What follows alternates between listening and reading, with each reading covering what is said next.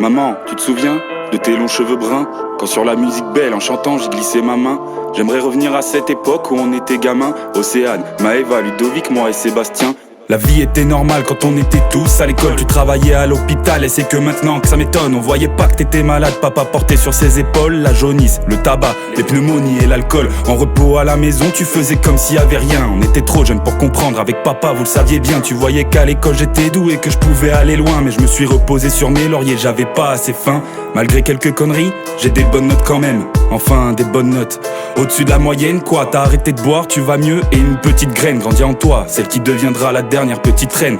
Ensuite vient le lycée où je rencontre ma première copine. Après la puberté, elle est belle, elle s'appelle Elodie. J'étais amoureux mais aussi aveuglé, j'étais soumis. Je veux effacer ça à l'essence de térébenthine. J'ai tout foutu en l'air, j'ai stoppé les cours pour la voir. Normal, papa était vénère, il te voyait dans le désespoir. Quelques excès de colère et ma meuf me dit faut que tu te barres. Me voilà en foyer pour mineur alors que j'avais rien à voir. Mon premier taf à McDo, puis je change de foyer, je me mets ma famille à dos. J'étais encore trop teubé et puis je n'étais plus un ado.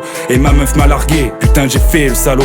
Je commence à regretter, je m'en rends compte, j'ai fait de la merde et je sais pas vraiment quoi faire. J'appelle Seb pour un rendez-vous, qu'on puisse parler entre frères. J'explique que je m'en veux, que tout ce que j'ai fait, bah j'en suis pas fier. Il accepte mes excuses et m'annonce que t'as le cancer. Ça attaque les poumons, tu luttes pendant 2 ou 3 ans. Puis le cerveau, en moins de 2 mois, tu te retrouves en fauteuil roulant. Quand je voulais te dire je t'aime, c'était trop tard, tu pouvais pas parler. À la perte d'un proche, y'a rien à faire, t'es jamais préparé.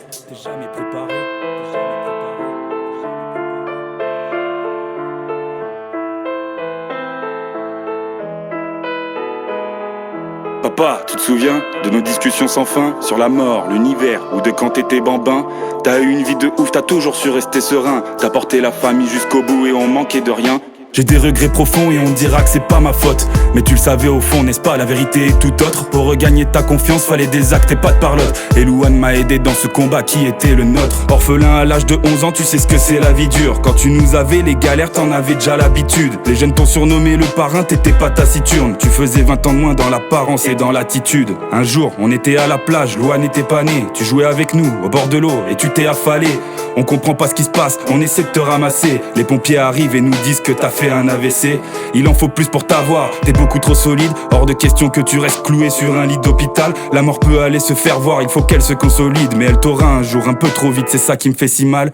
T'avais un problème aux artères, les médecins l'avaient dit. Tu t'en es bien sorti quand même, t'as eu 20 ans de sursis. Avant que je parte en Australie, la première jambe était partie. Te voir comme ça était dur, mais ça m'a encore endurci. Je savais que c'était que le début, tu savais que c'était que le début. La deuxième jambe, suis la première, ça t'étonne pas, c'était prévu. Et t'es resté le même, c'est la principale chose que j'ai vue. Mais je suis qu'un homme, à un moment tout ce poids j'en pouvais plus. Fallait que je prenne de l'air pour ensuite bien m'occuper de vous. Je peux pas faire les choses sérieusement si dans ma tête tout est flou. Entre temps tu t'affaiblis à un rythme complètement fou. J'étais loin de savoir que t'étais comme ça et je ressens du dégoût.